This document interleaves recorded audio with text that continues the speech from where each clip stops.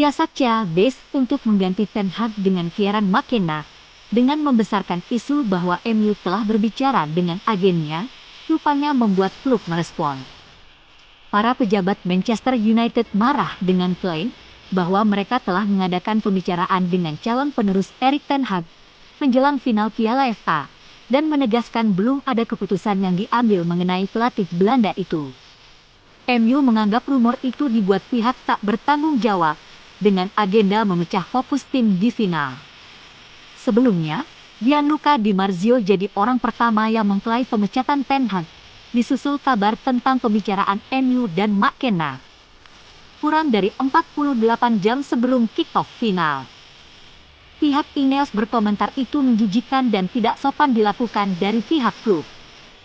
Hal ini pernah dilakukan manajemen Ed Woodward di zaman Louis van Gaal. Sang pelatih Belanda dilecehkan dengan Woodward memimpin kontak dengan Jose Mourinho di saat Van Gaal masih bertugas. Integritas Jim Ratcliffe akan sangat tercoreng jika benar Ineos melakukan persis yang Woodward lakukan. Ditutup dalam bayang-bayang Manchester City dalam beberapa tahun terakhir, Manchester United akan berharap untuk tanggapan pernyataan saat mereka bertemu rival sengitnya di final Piala FA di Stadion Wembley pada hari Sabtu. Pasukan Pep Guardiola mengamankan gelar Liga Premier keempat berturut-turut yang memecahkan rekor pada hari Minggu, menyusul kemenangan 3-1 mereka atas West Ham.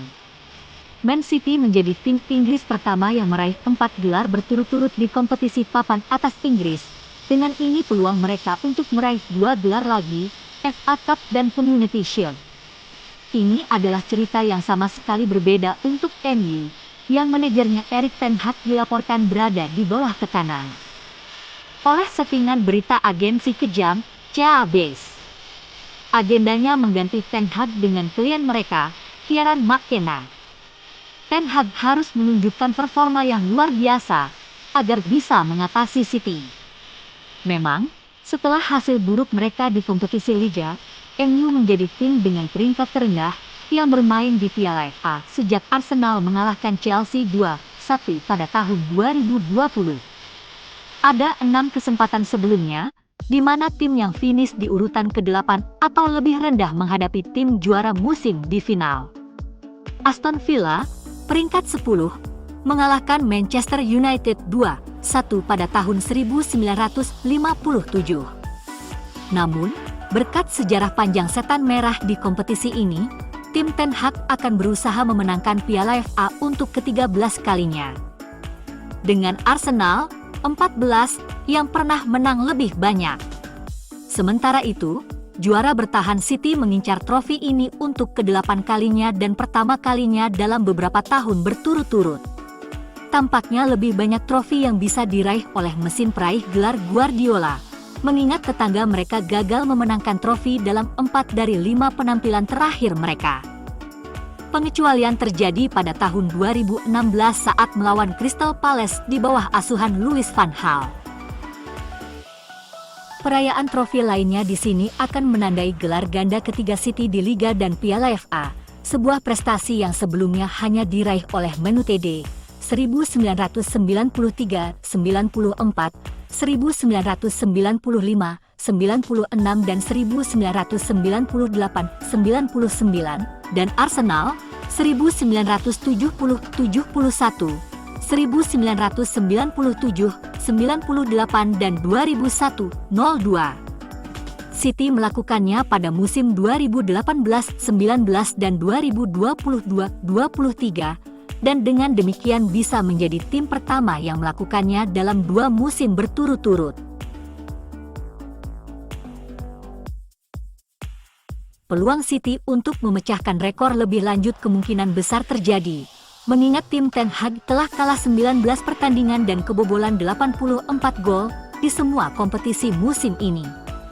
Mereka terakhir kali kalah 20 kali dalam satu kampanye pada musim 1973-74, 22 kali, dan terakhir kebobolan lebih dari 84 kali pada musim 1963-64, 89 gol.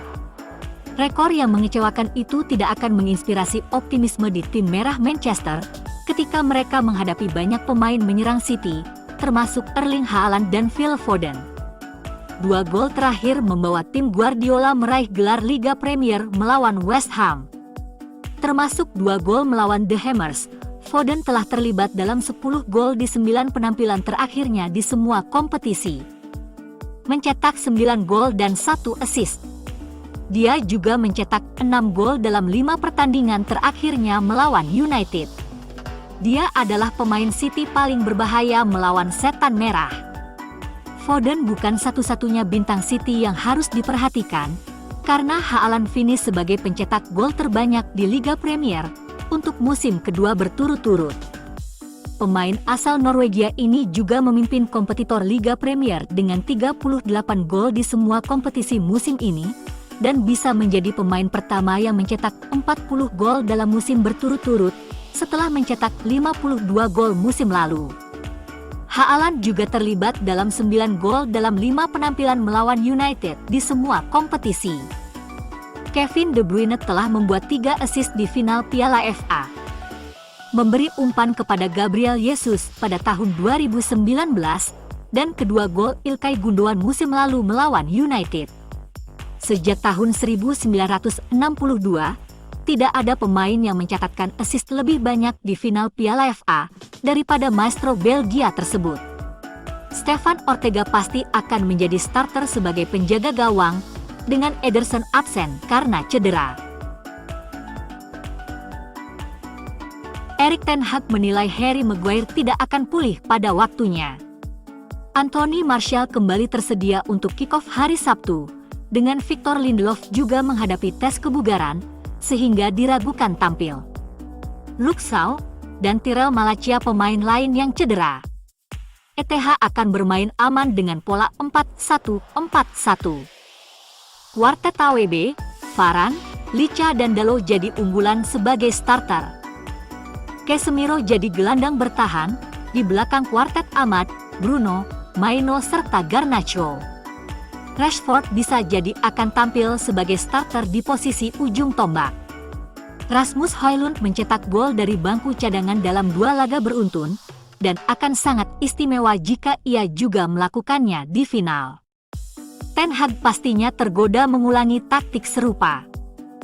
Peluang MU menang disepelekan media dengan memasang angka 1%. Faktanya saat bola dimainkan, kedua tim sama-sama punya peluang menang 50%.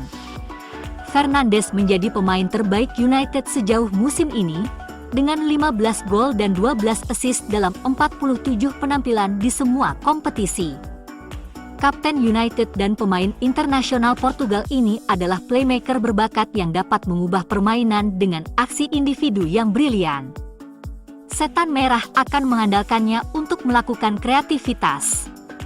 Duelnya dengan Rodri akan menentukan pemenang malam final. Kepada penggemar Manchester United di seluruh dunia, saya ingin menyampaikan beberapa kata dari hati sebelum final Piala FA ini. Saya tahu ini bukan musim yang mudah bagi Anda. Kami belum mencapai standar yang layak Anda dapatkan. Kami tidak selalu menyamai dukungan yang Anda berikan kepada kami. Sebagai kapten, saya merasakan hal itu lebih dari siapapun, dan itu bukanlah tanggung jawab yang saya anggap remeh. Klub ini lebih dari sekedar sesuatu yang bisa saya berikan kutipan bagus untuk media sosial. Itu adalah sesuatu yang sangat saya pedulikan. Jadi, kepada anak-anak saya, dan kepada seluruh fans United di seluruh dunia, saya hanya ingin mengatakan, saya tahu ini tidak mudah. Saya tahu itu belum memenuhi standar kami. Tapi kami sedang dalam perjalanan ke Wembley. Dukung kami sekali lagi. Kaptenmu, Bruno Fernandes.